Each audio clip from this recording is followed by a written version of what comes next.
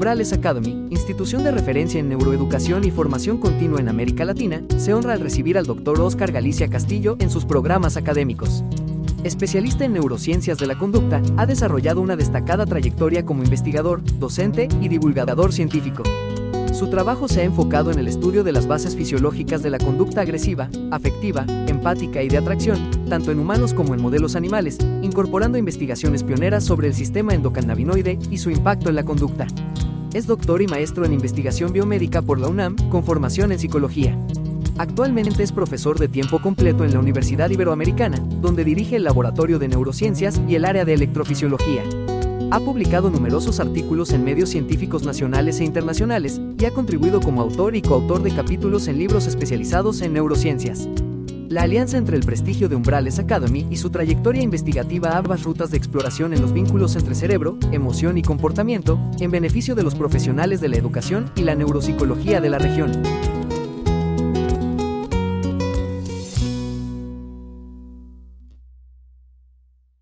Pues, ¿qué les parece si entramos en materia? Me avisan, si están viendo mi presentación. Déjenme les comento que el TDA es quizá, de acuerdo al manual estadístico de los trastornos mentales, el trastorno por déficit de atención e hiperactividad es uno de los trastornos más frecuentes en niños y en niñas en edad escolar, ¿no? De acuerdo a estas estadísticas del DSM-5, al menos el 5% de los niños y niñas presentan este tipo de trastorno. En México estimamos que alrededor del 5% de niños y adolescentes presentan TDA. Hay algunas discrepancias y algunos problemas diagnósticos porque básicamente es em, el DSM-5 ha sido ampliamente criticado por ser una forma un poco laxa de evaluación de los síntomas que genera una gran cantidad de diagnósticos que posiblemente no sean precisamente sobre TDA. En otras palabras, una de las cosas que ha ocurrido a lo largo de estos años es que una gran cantidad de trastornos de la infancia han desaparecido y actualmente se diagnostican como TDA. Entonces han desaparecido los trastornos del aprendizaje y ahora son TDA, los trastornos de la conducta y ahora son TDA, trastornos emocionales y ahora son TDA, ¿no? Básicamente, la laxitud de los criterios diagnósticos genera lo que llamamos un exceso de diagnóstico, ¿no? Entonces, actualmente existe una amplia controversia al respecto, ¿no? Acerca de la prevalencia real de este trastorno. Y lo que sí queda claro es que la mayor incidencia de los casos de TDA posiblemente se den principalmente en varones, lo cual no es raro. Algunos otros trastornos del desarrollo, como es el TDA, también son mucho más frecuentes en varones. Hay que recordar que biológicamente los masculinos son mucho más delicados en términos de, de nacimiento, en términos em, de trastornos, también son mucho más susceptibles en niños. Ahora, siendo un trastorno tan frecuente, ¿por qué no tenemos tantos datos del TDA a lo largo de la historia?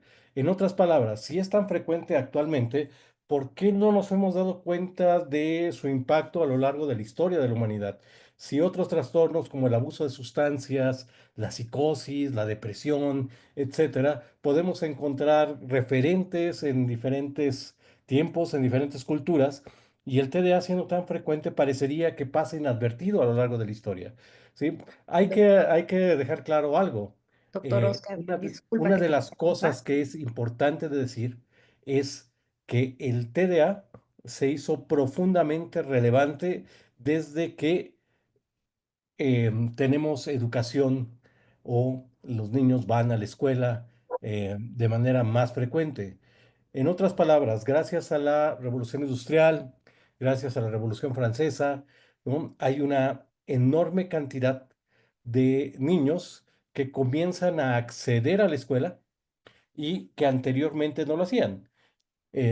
La educación anteriormente era algo considerado para las élites, de tal manera que no es sino hasta el siglo XVIII y XIX que comienza a generalizarse la, la, la asistencia a la escuela, justamente para tener obreros que puedan leer, obreros que puedan realizar cierto tipo de cálculos, etcétera, y para ello es necesario que vayan a la escuela.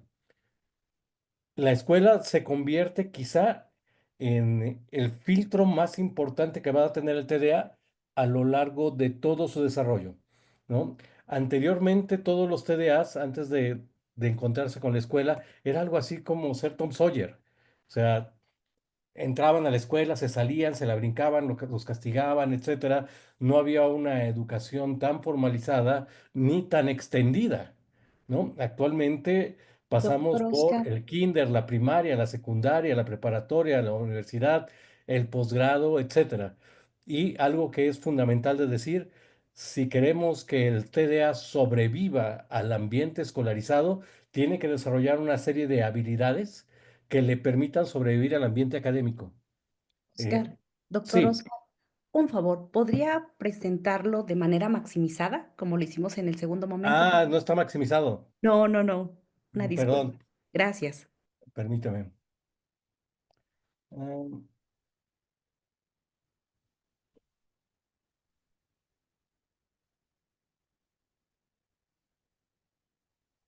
¿ya lo pueden ver? Pues nada más. No. No, ¿Sigue mal? continúa todavía de forma, de modo presentador. Ya ¿Quitaste la veo. música? Qué extraño. Agradecemos a todos que sean tan amables de silenciar sus micrófonos. Muchas gracias. Ahora sí, Ahora adelante. sí, muy Sí, bien. gracias. No fue sino hasta 1932 que Pollner y Kramer describieron lo que llamaron el trastorno hiperkinético de la infancia. Como su nombre lo indica, la sintomatología y la más obvia era una actividad motora que parecía urgente e incontrolable, en donde básicamente existía una tríada que implicaba principalmente la el trastorno hiperkinético. O sea, era lo más notable que existía en estos chicos. En 1937, Charles Bradley utiliza incidentalmente un estimulante llamado bencedrina en niños que tienen problemas emocionales. Él lo utiliza, digamos, de manera accidental. Él hace una prueba que se llama neumoholograma, algo que no servía para nada, pero que él utilizaba en los niños que tenían problemas emocionales y problemas de aprendizaje y conducta y les daba esto para quitarles el dolor de cabeza que les generaba el neumoholograma. Lo que reportaban los padres es que estos niños mejoraban en su conducta y mejoraban sus capacidades de aprendizaje, ¿sí? Posteriormente, Bradley utilizó este mismo estimulante para el tratamiento de niños con trastorno hiperkinético, los cuales mejoraron fundamentalmente sus habilidades cognitivas y también mejoraron de manera importante sus problemas emocionales. A partir de esta evidencia, comenzó a generarse lo que Bradley llamó la hipótesis de la inhibición. Esto es, ¿cómo explicar que un estimulante pudiera mejorar la conducta de unos niños que de entrada ya parecían sobreestimulados? En otras palabras, uno pensaría que es algo paradójico, contradictorio. La manera de Bradley para explicar esta contradicción fue que algo existía en el cerebro que tenía una función inhibitoria y que en estos niños con TDA ese sistema o esa área del cerebro no estaba funcionando de manera adecuada, tal que el estimulante echaba a andar, prendía esta área y generaba la capacidad de poder inhibir la conducta, ¿no? Esta hipótesis de la inhibición es em, digamos, generalmente cierta. En otras palabras, ciertamente, actualmente sabemos que una de las áreas que se encuentra profundamente inhibida y que no funciona de manera adecuada son los lóbulos frontales en el TDA, que tiene básicamente una función de tipo inhibitoria, inhibir conducta, inhibir motricidad, inhibir ideas, pensamientos, imágenes, es una de sus funciones. adicionalmente de focalizar la atención. Actualmente se, sabemos que hay una disminución muy importante de la actividad prefrontal en los niños diagnosticados con TDA. En 1978 se incluye el trastorno como reacción hiperkinética de la infancia en el DSM-2. Virginia Douglas, utilizando estos criterios diagnósticos, hace un estudio que se volvió polémico y famoso. eh, lo que ella encuentra al estudiar estos chicos es que adicionalmente al trastorno hiperkinético, también describe que se encuentra acompañado de importantes déficits cognitivos, ¿sí? Principalmente de tipo atencionales y de inhibición de impulsos. Es la primera vez que se describe la tríada hiperkinética en términos de hiperquinesia, inatención, impulsividad. Sin embargo, para el DSM-3, la Asociación Psicológica Americana renombró a este trastorno como trastorno por déficit de atención y distinguió una variante hiperkinética y una variante sin hiperactividad. Esto también resultó sumamente polémico porque no existían bases para afirmar de que existen dos variantes del trastorno. Y la Asociación Psiquiátrica Americana respondió que así que estaba como evidencia el estudio de Virginia Douglas. Virginia Douglas mandó una carta a la Asociación Psiquiátrica Americana para explicarles que su estudio no decía eso. Su estudio no apoyaba el que existiera una variante hiperkinética o una variante sin hiperactividad.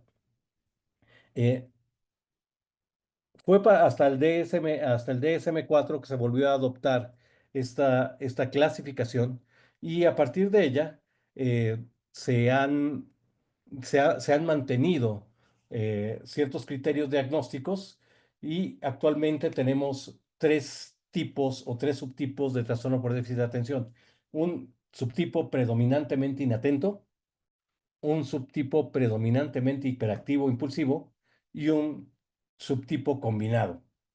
Adicionalmente, para el DSM-5 se ha agregado eh, una, un, un criterio de gravedad. La gravedad del TDA se clasifica en tres niveles: leve, moderada, grave. La verdad, la clasificación está pues bastante lábil, muy poco descrita, tal que no podemos afirmar con claridad qué es lo que distingue a un TDA leve de un moderado de uno grave, ¿no? Esto que ven es exactamente lo que dice el DSM-5 con respecto a los criterios de leve, moderado y grave. En realidad no es una descripción lo suficientemente cuantitativa como para poder discriminar entre un tipo y otro, ¿no? En fin. Dentro de los criterios esenciales que debemos tener en cuenta en el TDA es la duración de los síntomas del TDA. Los, los criterios sintomatológicos deben haber persistido al menos durante los últimos 6 meses. Si ustedes han trabajado con niños, sabrán que muchos de los niños pueden presentar severos cambios de la conducta ante algún tipo de cambio reciente en su situación de vida. Por ejemplo, cambio de casa, cambio de escuela, separación de los padres, etcétera, puede provocar cambios conductuales muy importantes en el chico, de tal manera que la duración de los síntomas asegura que no esté relacionada este cambio conductual a una situación de vida, de tal manera que por lo menos en los últimos 6 meses deben estar presentes los síntomas. Ahorita les digo cuáles. Ubicuidad. El TDA es TDA en todos lados, ¿sí? El TDA se presenta de una conducta difícil, hiperkinética e impulsiva en cualquier lugar, de tal manera que debe estar presentes los síntomas en la escuela, el trabajo, en la casa, en la calle, en templos, en cualquier lugar.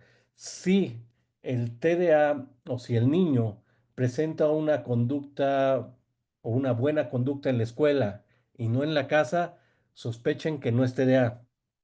Si presenta una buena conducta en la escuela, pero una buena conducta en la casa, pero pésima en la escuela, sospechen que no es TDA, porque un TDA normalmente va a ser insoportable en todos lados, ¿no? Entonces, ese criterio de ubicuidad es muy importante porque nos ayuda a diferenciar de un niño con TDA de un niño que no tiene estructura en alguna de sus áreas de vida como la escuela o el trabajo. Disfunción. Eh, la sintomatología del TDA provoca una disfunción profundamente significativa, clínicamente significativa, ¿no? En donde ap- eh, va a afectar todas sus áreas de vida, desde áreas sociales, académicas, familiares, crea conflictos, etcétera. Entonces, y no es solo una excepción, es una constante. Constantemente su conducta crea disfunciones significativas en la escuela, en la casa o en ambientes sociales. Importantísimo es la discrepancia. Algo que es muy importante y que quizá ustedes también han notado al observar a los niños es que los niños no necesariamente tienen una atención muy bien desarrollada. En otras palabras, a veces un niño es distraído, ¿no? O un niño es potencialmente travieso o un niño es potencialmente impulsivo, ¿sí? Los TDAs suelen ser mucho más excesiva su conducta de lo que se esperaría de un niño de su misma edad y o de su mismo CI. En otras palabras, los síntomas son excesivos, incluso para un niño pequeño, ¿no? Normalmente se pide que cumpla con algún criterio de inatención. Estos son los síntomas de inatención. Falta en prestar atención a los detalles o comete errores por descuido, ¿sí? Dificultad para mantener la atención en tareas o actividades recreativas. Parece que no escucha cuando se le habla directamente. No sigue instrucciones y no termina las tareas escolares o las obligaciones. Tiene dificultad para organizar tareas y actividades, evita o le disgusta o se resiste a realizar tareas que requieren un esfuerzo mental sostenido. Pierde objetos, para realizar tareas, pierde juguetes, libros, herramientas, se distrae fácilmente con estímulos externos y es olvidadizo en las actividades diarias. Los criterios de inatención implican o evidencian el problema de focalizar la atención y de filtrar los estímulos que son profundamente eh, em, irrelevantes. También se requiere que cumpla con el criterio de hiperactividad e impulsividad. Entonces, al menos 6 o más de los siguientes síntomas. Es básicamente no se puede quedar quieto. El niño se está moviendo, se retuerce, ¿sí? Cambia de posición, se levanta constantemente, corre, salta excesivamente en cualquier lugar, incluso en situaciones que son profundamente inadecuado hacerlo. Tiene dificultad para jugar o participar en actividades tranquilas, ¿sí? Está en marcha como si estuviera un motor prendido y uno está buscando el botón de apagado. Habla en exceso, no necesariamente, pero muchos de ellos no pueden inhibir eh, no pueden dejar de hablar y les cuesta trabajo darse cuenta que lo hacen constantemente en situaciones inapropiadas. Eh, Normalmente puede responder antes de que haya completado alguna pregunta y él ya está adelantando la respuesta. Tiene dificultades para esperar su turno, no lo pongan en la fila a pegarle a la piñata, no lo pongan a esperar que algo ocurra. Normalmente suelen ser impulsivos y no logran esperar el tiempo adecuado para llevar a cabo la actividad. Interrumpe y se entromete constantemente en conversaciones o actividades de otros, ¿no? Básicamente, uno de los problemas que vamos a encontrar en el TDA lo vamos a encontrar asociado a su actividad frontal, principalmente al sistema atencional. Uno de los problemas del TDA es que básicamente no puede hacer dos cosas. Una, focalizar su atención, que depende básicamente de estas áreas cerebrales, eh, las áreas frontales del cerebro, que están aquí en azul, nos permiten focalizar nuestra atención y mantenernos durante más tiempo focalizados sobre un estímulo. Deben de saber que esa atención se conoce como atención tipo top-down, de arriba hacia abajo, tal que eh, es una atención de tipo voluntaria. Aquí, de hecho, está equivocada la diapositiva, una disculpa. Esta área azul es la atención tipo top-down y adicionalmente implica que es una atención dirigida, voluntaria, que me ayuda a focalizarme voluntariamente en los estímulos. Los niños con TDA tienen profundas dificultades para atender voluntariamente a un estímulo. Adicionalmente, la atención top-down la vamos desarrollando con el tiempo. Conforme vamos avanzando en nuestras etapas del desarrollo, somos capaces cada vez de atender durante mayor tiempo algún estímulo, hasta que llegamos a la edad adulta, en donde tenemos madura nuestra corteza prefrontal y en ese momento podemos atender la prodigiosa cantidad de alrededor de 90 minutos, ¿no? Pero eso se va desarrollando a lo largo del tiempo. El TDA puede llegar a no desarrollar esta capacidad si no se ejercita. Adicionalmente, esta área que ven en amarillo es el área que controla la atención que llamamos de tipo bottom up o de abajo hacia arriba. ¿Qué implica esto? Este tipo de atención es involuntaria. En otras palabras, nosotros no tenemos que hacer nada para atender con ella. Nos sirve para detectar aquellas cosas que cambian o que son urgentes de ser atendidas en nuestro entorno, como un estímulo muy potente, como un sonido muy fuerte. Lo atendemos con esta área y lo hacemos de manera automática. Entonces, si escuchamos una explosión, de inmediato volteamos a ver qué ocurrió, ¿sí? Y no necesitamos hacerlo de manera voluntaria. Es una atención de tipo involuntaria, que adicionalmente los TDAs no tienen control o no hay una forma de mantener en un funcionamiento adecuado esta atención, de tal manera que ellos están constantemente siendo distraídos por estímulos del entorno que deberían de alguna manera ser filtrados, como por ejemplo pasa la mosca, la atienden, alguien se levantó, ¿no? Alguien habló, lo tienen que seguir constantemente, generando situaciones de distractibilidad profundas.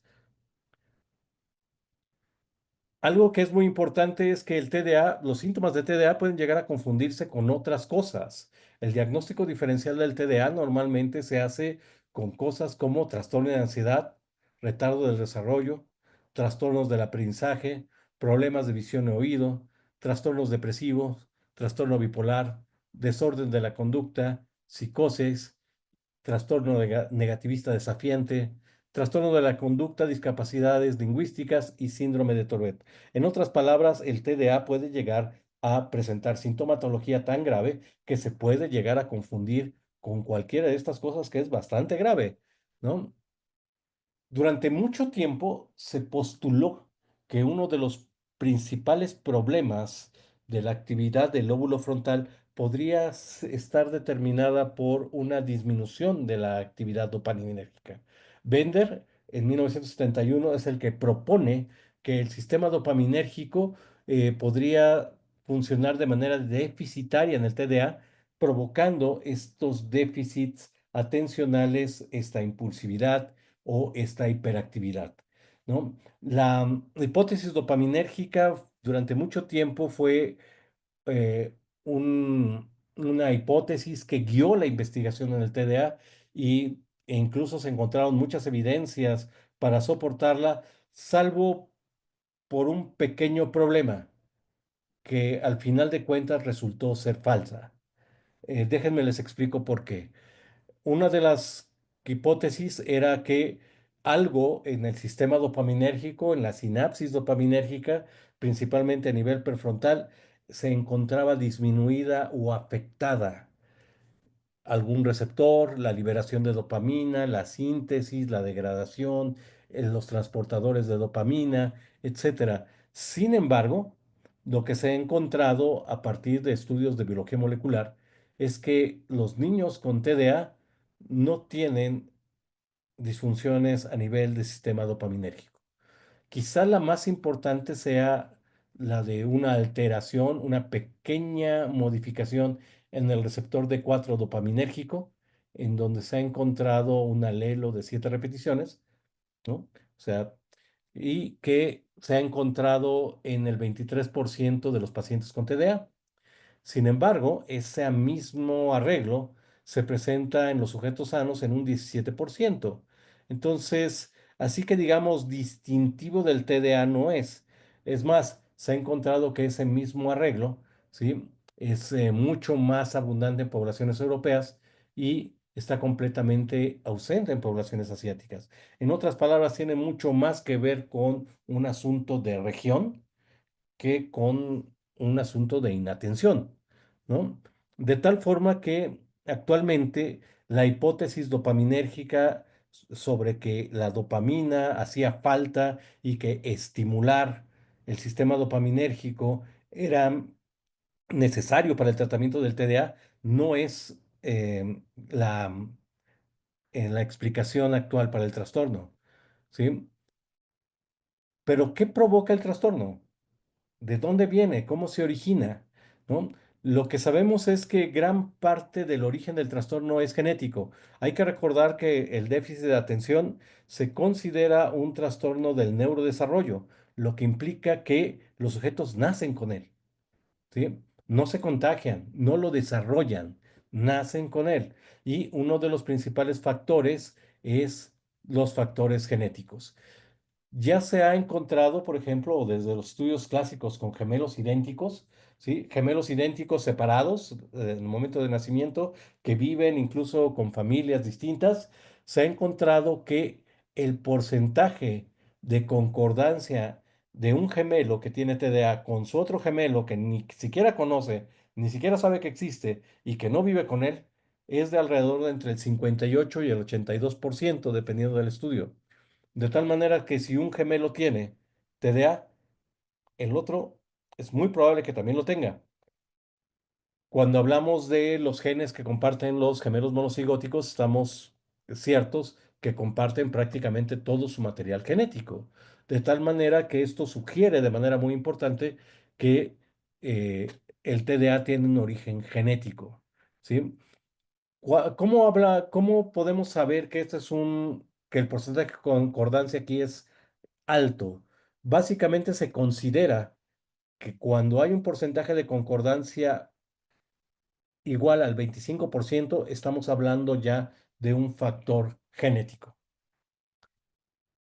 Actualmente, el tratamiento farmacológico que se utiliza para el TDA es a base de estimulantes del sistema dopaminérgico.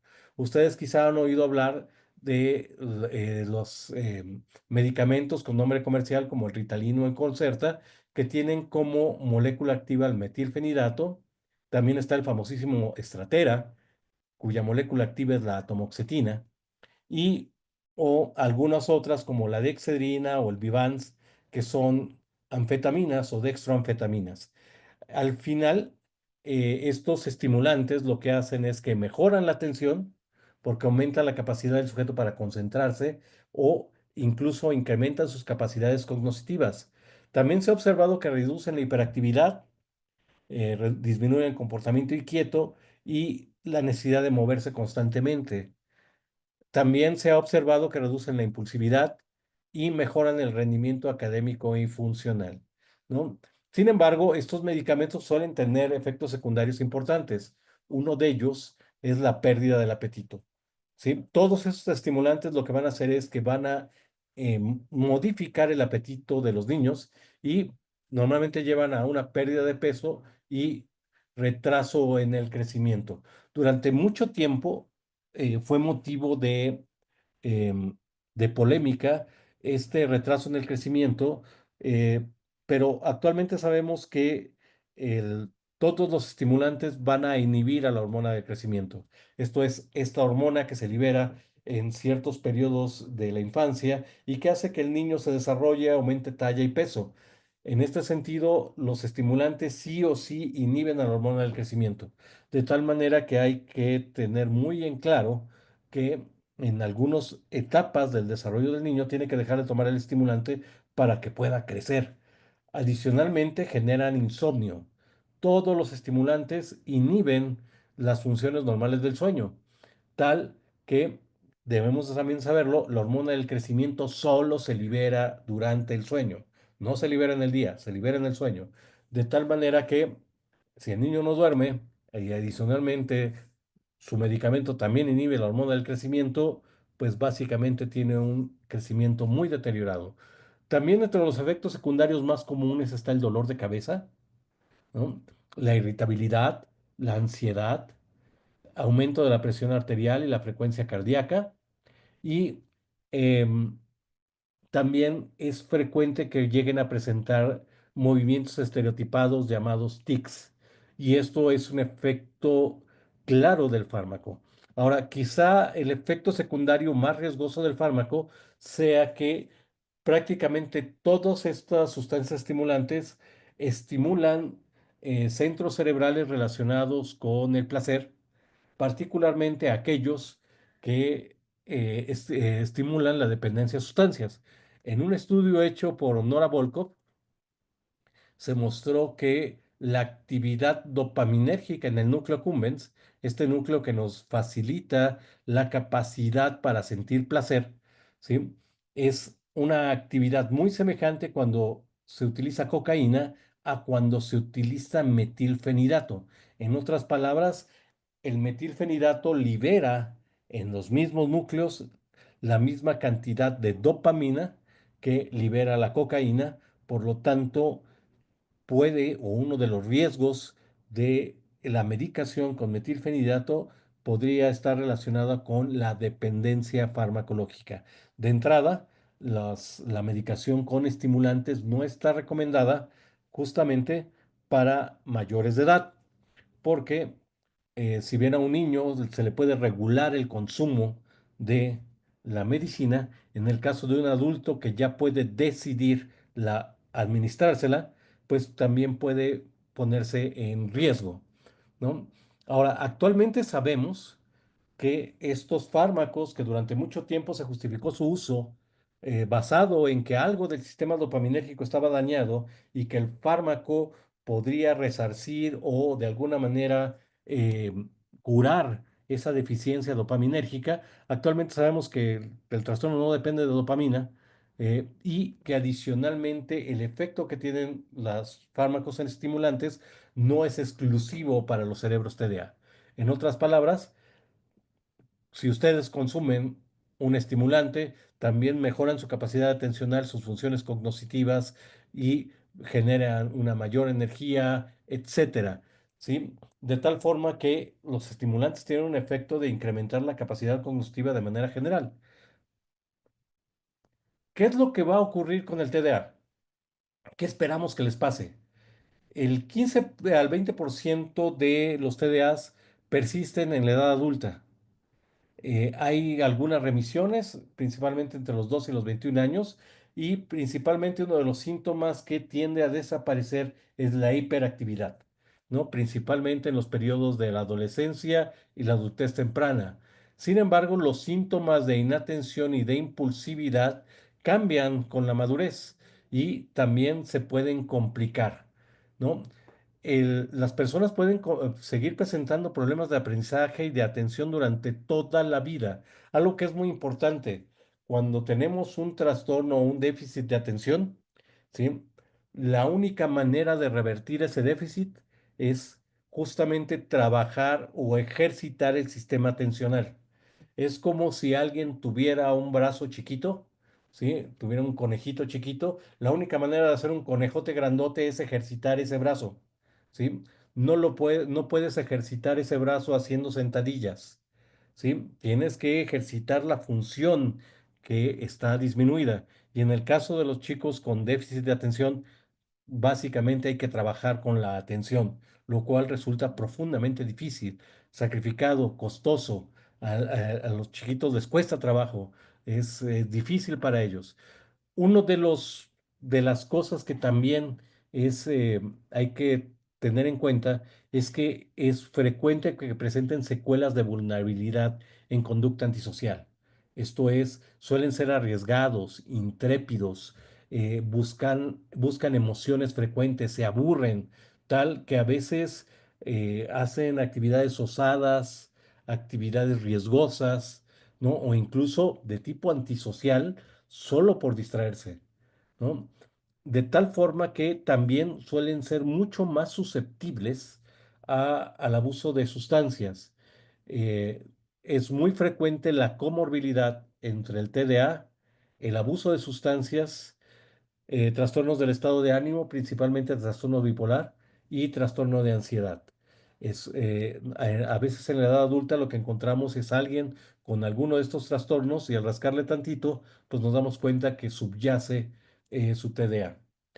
Eh, en la adolescencia, por ejemplo, los chicos siguen reuniendo los criterios para entre el 70 y el 80% siguen siendo TDAs, ¿sí? Algo que es fundamental es quizá una de las partes más relevantes y más problemáticas en el TDA es el ambiente académico.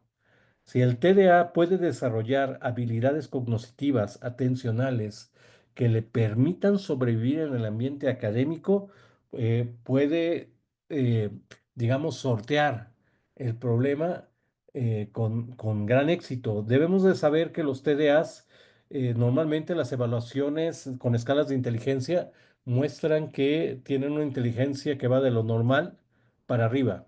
En otras palabras, a diferencia de otros trastornos, normalmente los TDAs tienen un CI que va de normal a normal alto. Em, Sin embargo, el problema es la impulsividad. Muchos de ellos tienen accidentes, principalmente de tráfico, o ya presentan algún tipo de trastorno severo de la conducta, consumo de drogas, en una proporción que es muy superior a lo que se esperaría de adolescentes de la misma edad. Los TDAs son 5 veces más frecuente que consuman algún tipo de sustancias que el resto de los adolescentes, ¿no? Y en la edad adulta, entre el 50 y el 65% siguen reuniendo los criterios diagnósticos para el TDA. Y ya encontramos más bien en muchos de ellos síntomas como somatización, depresión, ansiedad. Muchos de ellos refieren severos problemas interpersonales y adicionalmente, si no se ha trabajado en la cuestión atencional, en la atención cognitiva, muchos de ellos tienen problemas para mantenerse estables en un empleo o tener empleo. También suelen presentar conducta de tipo antisocial y se hace manifiesta el fracaso escolar.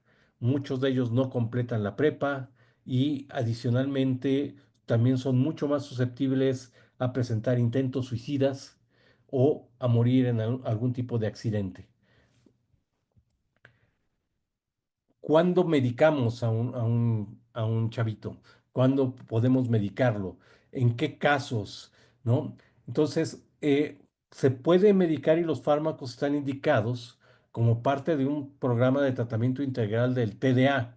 Algo que es muy importante es que el medicamento no sea la única opción terapéutica del TDA. En otras palabras, que no se le esté dando solo el fármaco y nos olvidemos de él. ¿Sí? Es muy importante que reciba otros tipos de apoyo y que normalmente esté en observación y evaluación constante. Adicionalmente, si el fármaco no está mejorando ni la actividad escolar, ni la actividad social o conductual, no tiene sentido mantenerlo, ¿no? Acuérdense que tiene efectos secundarios importantes, ¿sí? Se tiene que tomar una decisión relevante sobre costo-beneficio, de tal forma que si no presenta una clara evidencia de mejoramiento de la sintomatología, no se tiene por qué seguir utilizando el medicamento. Entonces, no todos los niños con TDA está indicado su uso, ¿no? Entonces, normalmente se utiliza en casos de alta gravedad. ¿Qué hace, qué incide en el pronóstico de cómo le va a ir al TDA? Importantísimo. El nivel socioeconómico y el coeficiente intelectual están muy relacionados. Normalmente, entre mayor o mejor sea la atención o la intervención con un TDA en términos de que pueda acceder a una educación que le permita un desarrollo, una comprensión, una adecuación de los programas curriculares, ¿sí? Que permitan lidiar con esta neurodivergencia y o que consiga apoyos de otros tipos como apoyo en la lectoescritura, apoyo en habilidades matemáticas, apoyo emocional, apoyo terapéutico emocional, etcétera. Conforme más apoyo tenemos con el niño, mejor es su pronóstico. Lamentablemente, pues esos apoyos dependen en gran medida del nivel socioeconómico. También es muy importante que el TDA, como les decía, normalmente suelen ser chicos muy inteligentes que pueden aprovechar sus pequeñas ventanas de atención para destacar académicamente o para sobrevivir académicamente. Algo que es muy importante es que la conducta agresiva que puede llegar a presentarse en los TDAs sea tratada de manera inmediata, porque normalmente la presencia de síntomas de agresividad en el TDA está asociado con complicaciones posteriores en áreas académicas, sociales y o la presencia de conductas adictivas o delictivas. Entonces, mucho cuidado, la agresión tiene que ser radicalmente y frontalmente tratada de manera urgente. Importante que el TDA se sienta aceptado, reconocido y que es muy fácil que sea rechazado, señalado, estereotipado por sus amigos o por sus compañeros de escuela, por sus vecinos, por sus familiares, ¿no? Que no se dan cuenta de que es un niño que tiene eh, un desarrollo diferente y que adicionalmente es necesario que tenga o que se sienta aceptado. Es muy importante que los padres generen conductas de aceptación para lidiar con los problemas interpersonales que se van a presentar como resultado de la confrontación con diferentes ambientes en donde el TDA va a destacar y normalmente negativamente. Entonces, muy importante que tenga la, el apoyo familiar en donde pueda ser aceptado, en donde pueda ser apoyado. Y principalmente también es muy difícil educar a un niño y educar a un niño con TDA es mucho más difícil. Y adicionalmente debemos de saber que la mayoría de las personas tenemos problemas emocionales y que los padres no se libran de esos problemas. Eh, Cuando tenemos un ambiente familiar en donde prevalecen problemas de tipo psiquiátrico, ya sea ansiedad, depresión en alguno de los padres, normalmente esto aumenta el riesgo de trastornos emocionales en el TDA y no solo en los TDAs, en cualquier niño. O sea, sabemos que la familia se puede convertir en el factor más importante de protección en el desarrollo de la personalidad, pero también puede ser uno de los factores de riesgo más importantes en el desarrollo de la personalidad. Solo para concluir, déjenme les presento algunos TDAs famosos. John Lennon, por ejemplo, él básicamente le decían que era estúpido en la prepa, ¿sí? Y ya no siguió en la prepa y se dedicó a la música y le fue bastante bien. Albert Einstein, por ejemplo, la mayoría de las personas pensaba que era un niño anormal porque no dijo una palabra hasta los 6 años, ¿no? Entonces, también alcanzó su doctorado ya bastante viejito, no se crean que es también un ejemplo del doctorado, pero obviamente él no tenía prisa, ¿no? O em, este camarada que lo ven muy sonriente después de que lo acaban de arrestar, ¿no? Lo corrieron de la universidad en el primer semestre y entonces dijo, no, mejor me voy a mi cochera y ya saben el resto de la historia, funda Microsoft y le va bastante bien. algunos de los biógrafos de Leonardo da Vinci señalan algunas conductas que nos hacen sospechar que era TDA. Y si Leonardo era TDA y era capaz de pensar en su mente y tener una ejecución tan cuidada, tan desarrollada, tan paciente, o sea, estos son aspectos que se desarrollan, ¿sí? Al TDA le cuesta más trabajo que al resto, pero los puede desarrollar, ¿no? O sea, o simplemente ser TDAs, ¿no? Si quieren saber más acerca de este tema, tenemos este libro que se llama TDA, Trastorno por Déficit de Atención e Hiperactividad, que publica Manual Moderno, y espero que haya sido algo que les haya servido. Y si ustedes tienen alguna pregunta, pues con mucho gusto podemos contestar algunas. Hola, Nelly Listo. Caballero, adelante. gracias, buenas tardes. Hola. Muchísimas gracias por la plática, principalmente. Y tengo una pregunta.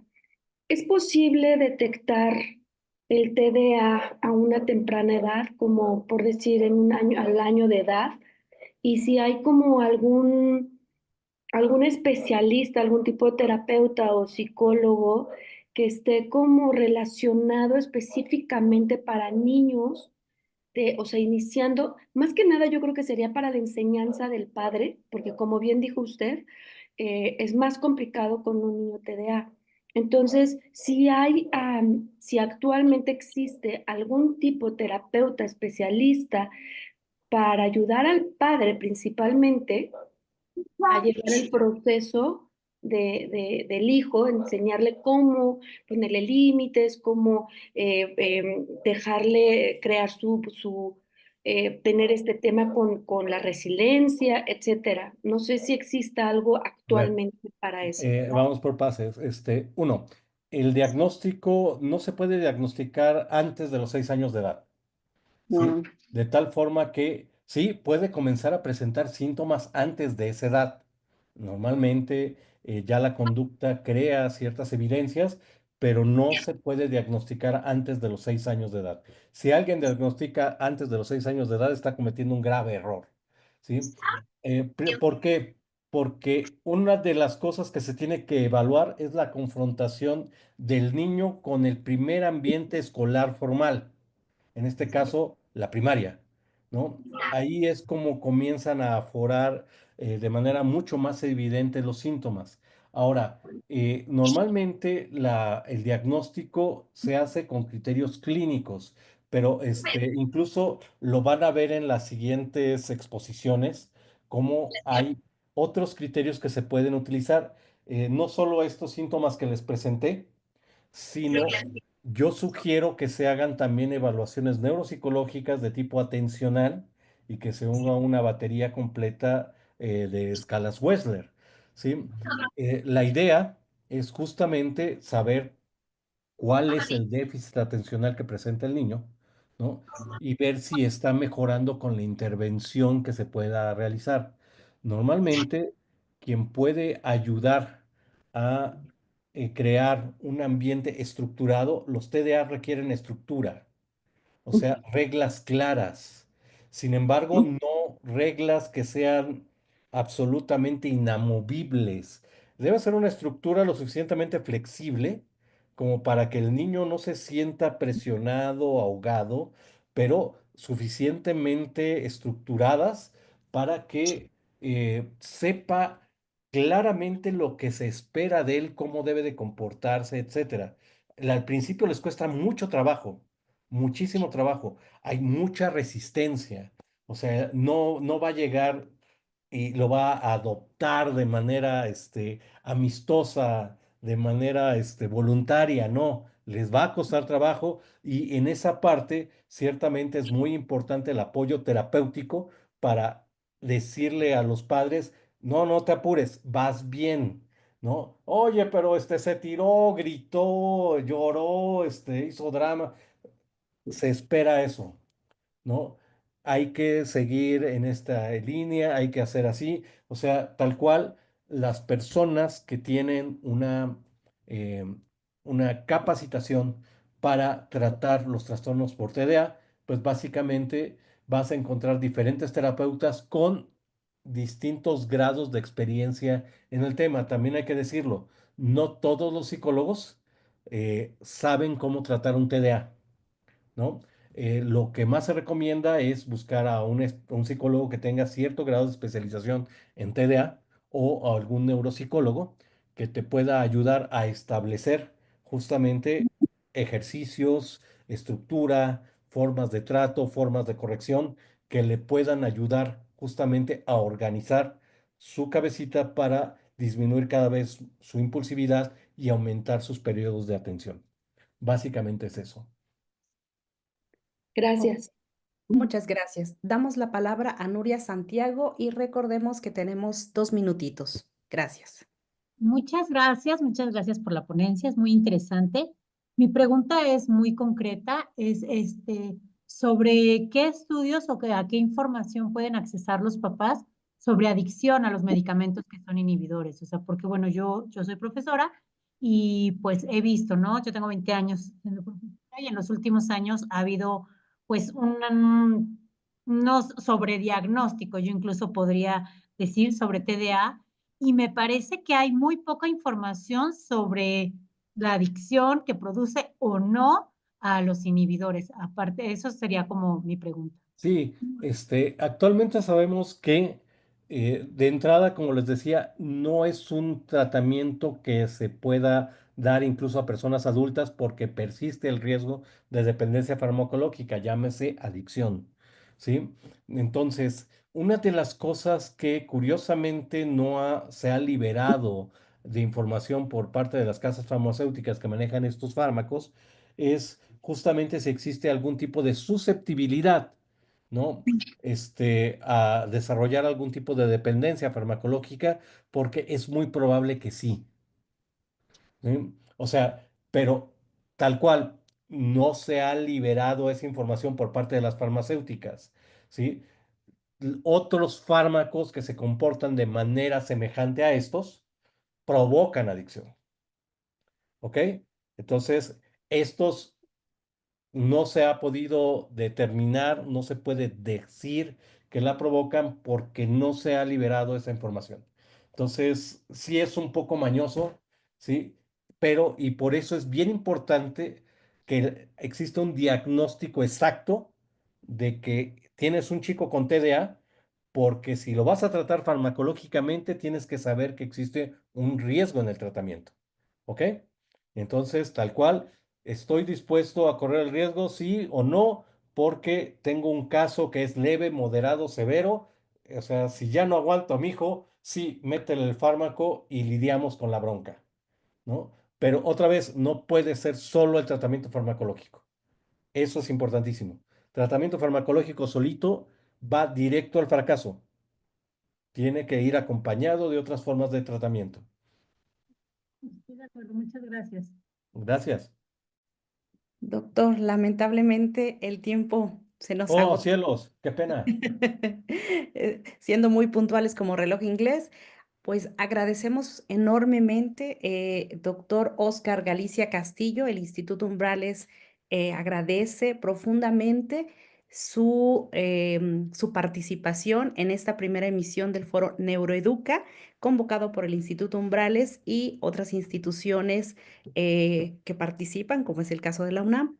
Muchas gracias a todos nuestros estudiantes. Vamos a continuar con una segunda conferencia. Muchas gracias. Que tenga una excelente tarde, doctor Oscar. Que estés muy bien, cuídense mucho.